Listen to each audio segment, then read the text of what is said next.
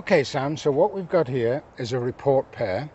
We're going to shoot it first as singles, but what you've got is a rabbit from the left, and it's going to come out between the trees, across the road and into the woods on the other side. All right. And then the bird is going to go down the lane, curving a little bit to the left, so you've got to watch that.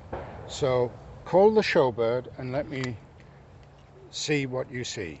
Tell me what you see. Pull. Okay. All right. And the bee bird? Pull. That's fading quite a bit to the left, isn't it? Right. You've got to watch out for that. Okay. So don't be misled in thinking it's straight down the lane. It's not. All right. Okay, and the rabbit was clear? Yes. Okay, good.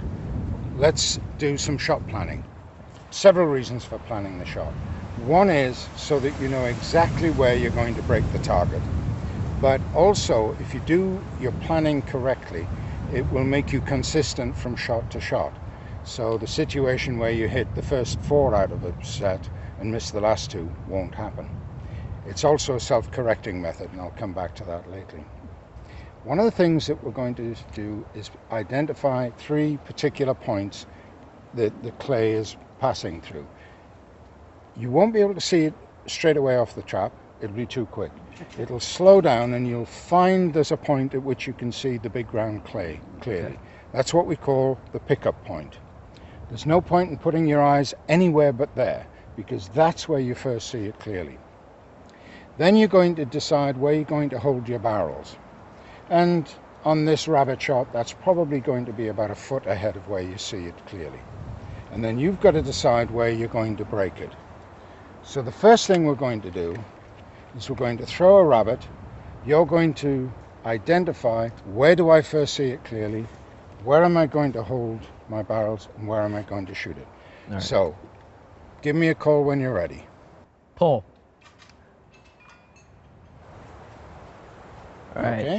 Where do you first pick it up? I first pick it up about right here. Excellent. And then I would probably hold a foot more over about here. Yep, sounds good. And then my break point is over about here. Excellent, about. Dead center. All right. Have a go.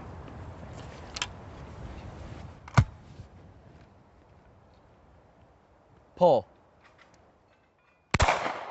Wonderful. Beautiful shot. Same one again? Sure. Pull.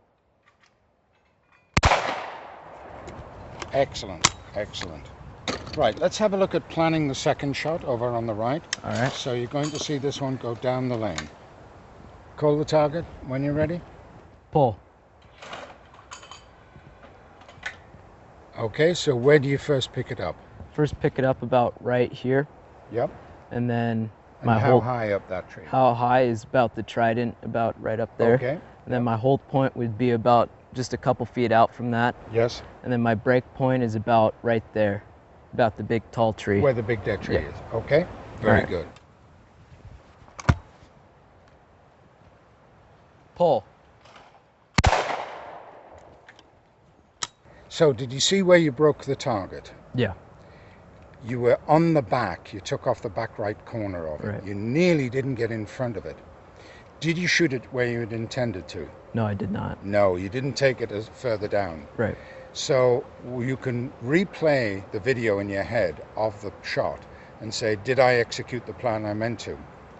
The answer is no, you didn't. No. And because you shot too quickly, you hadn't developed the lead completely. Okay. Okay, let's have another go at that, and this time execute the plan that you intended. There's always information to be gained from watching the target. Pull. That's it. And you shot it at the big tree. Right. So this is the advantage of having a shot plan. You can evaluate what you did after you've shot it, and you can say, did I execute the plan that I intended to? Well, in that case, no, you didn't. So you knew that there was something wrong with that. You shot it too quickly. If, however, you shoot the shot plan that you intended to, and it doesn't break, then you need to change the shot plan. Right. And it's self-correcting. For example, if you found that you had to chase after the target, then that meant that your hold point was too far back. If, on the other hand, you had to wait for the target to come to the gun, your hold point was too far out. All right. Okay? Well done. Thank Good you. job. Okay, so you shot them as singles, so now we're going to shoot them as a report pair. All right. The rabbit's going to come out when you say pull, and when the gun goes bang, the second bird is going to go out. Okay. So you've shot the rabbit there. Where are you going to move the gun to for the second shot? I'll put it to my hold point. Excellent. Excellent. There we go. Have a go at that. Thank you. So it's A on pull and B on bang. Pull. Excellent. Good job. Thank Well you. done. See how this planning has given you an ability to analyze your shots? That's really where the value of shot planning comes right. in. Okay? Okay. Good job. Thank you.